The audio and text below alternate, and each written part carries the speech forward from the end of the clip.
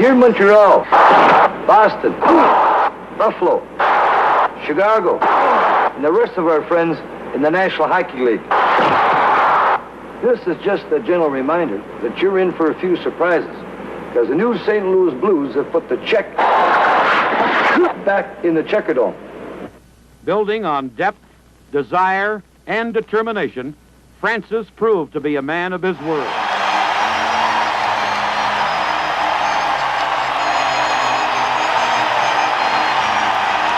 We really did have a great team in 80-81. We had all the holes were filled. I think at the time, Mr. Francis had made so many deals that I think we had 7 or 8 first-round picks on our teams. A lot of them were from other organizations, but I think it showed that we did have a lot of talent.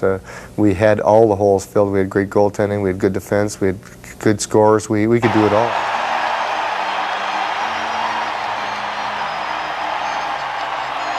Everyone literally had their best season, right from our defensemen up to our forwards, and they all had literally their best season ever to date, and the team worked hard together, and there was a little bit of that old St. Louis Blues chemistry. With a minute left in the game, Reed Larson lost it in front. Curry says he scores!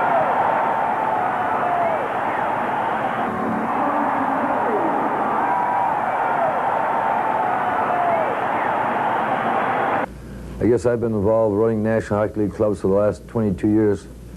And to me, that had to be one of the most exciting seasons in my career, because from December 28th on, the building was packed. Federko in along the boards, jams up with a couple of Penguins. Puck comes to Curry. Curry in front of the net.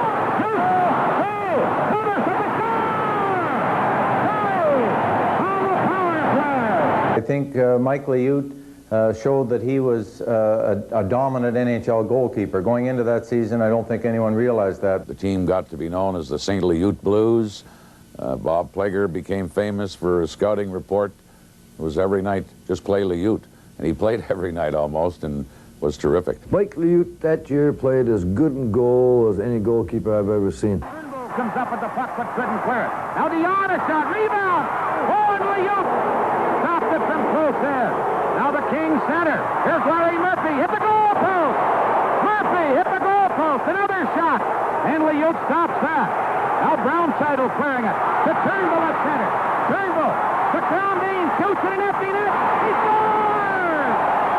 Crombeen! We won our division, but we went right down to the last weekend fighting with the New York Islanders, who'd won a couple straight Stanley Cups for first place. Even though we went right down to the wire, I felt we could have won the first place overall, and that was very important with the teams rated on a 1 to 21 scale.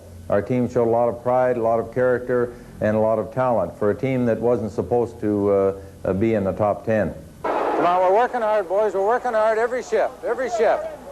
Let's not relax. You defensemen, when you shoot that puck, look where you're shooting it and get it down. Look for a forward stick. Here you go, here you go. Good play.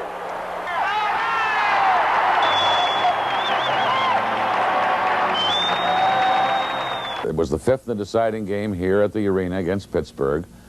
And Greg Millen was the goaltender for Pittsburgh and was playing terrifically. And he was dancing to the Budweiser song that Ernie Hayes was playing on the organ. And it was anyone's game. We went into overtime. And Mike Crombeen and Mike Zook, as it turned out, had been our 2 extra forwards that hadn't played much. And they didn't see any ice at all in the overtime. We were going with 3 lines. And the team was tiring, and both teams were having great scoring chances. It was one of those games that either team could have won several times. Baxter dumps it into the St. Louis zone. In goes Shutt after it. He missed it. And Federko for the Blues. Cleared it, but not out. Rivera shot. That's blocked. And back comes Sutter. With Federko. 2 on 1 break. Sutter moving in. To Federko. To Sutter. Oh, in the save. To Rob Sutter, who was in alone. And Pittsburgh cleared away. Pearson comes out on the left wing and gives it to Micheletti. He puts it. Beatty couldn't get it out. The Penguins hold it in. Here's Kehoe shooting Liut. A glove save from Rob Kehoe. And he held on to it. Federko for the Blues clears it. And Chapman has a breakaway. Chapman moving in. Shoots for the save. Now Chapman back to the goal for the Blues. Centers it. And Carlisle cleared it away. Here's Maxwell shooting. He shot wide. And Pittsburgh comes back. Rodney shot to center ice on left wing.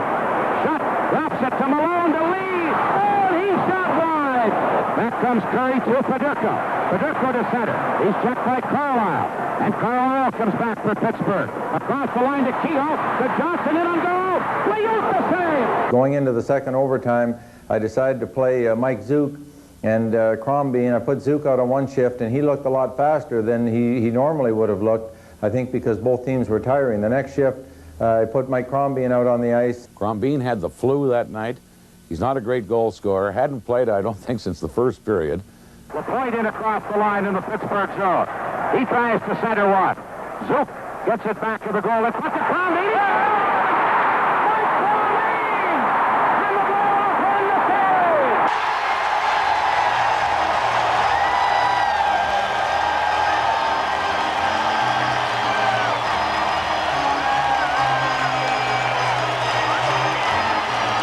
save! So the Blues dispatch the Penguins in 5 games, and then they meet the New York Rangers in the second round, a series that was tight, but you lose in 6 games.